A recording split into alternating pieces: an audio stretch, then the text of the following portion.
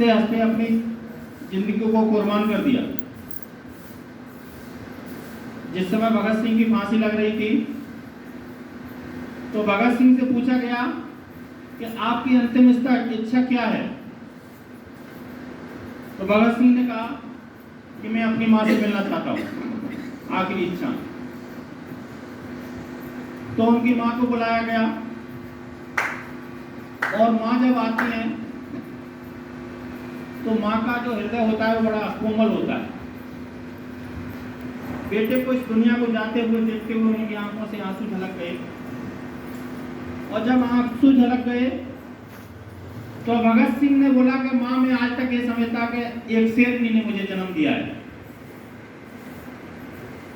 लेकिन मुझे डाउट क्यों हो रहा है।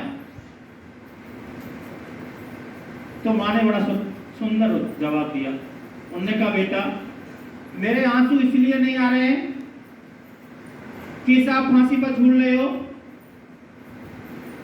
और इस देश को छोड़ के जा रहे हो।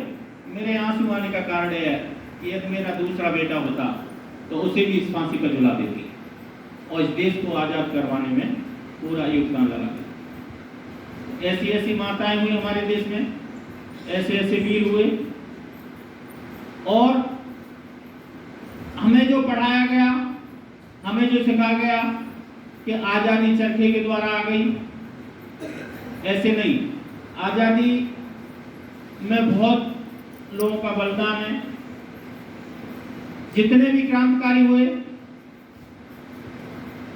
महर्षि दयानंद के शिष्य थे, भक्त थे। 1857 से इसका बिगुल बजा था और 1947 में इसका अंत हुआ। 90 साल तक काटमार इस देश में चलती रही। 90 साल की मेहनत के बाद में इस देश से गोरे लोगों को बाहर किया गया।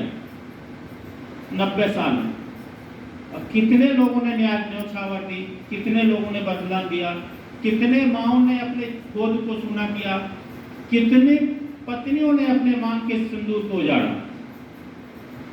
लेकिन आज क्या है, फॉर्मेलिटी के तौर पर हम इसको लेते हैं। जिन जिन ने बलिदान दिया है उन्हें हमें बहुत गंभीरता से उनके विषय में सोचना चाहिए।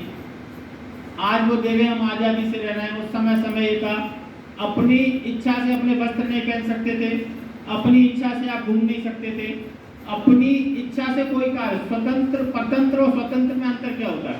स्वतंत्र में हम जो चाहेंगे वो करेंगे, परतंत्र में हम अपनी मर्जी से नहीं करेंगे, मर्जी उसकी होगी, करेंगे हम।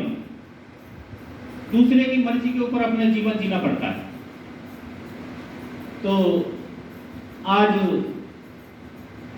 ये बड़ा ही हर्ष का विषय है हम लोगों के लिए, ठीक है।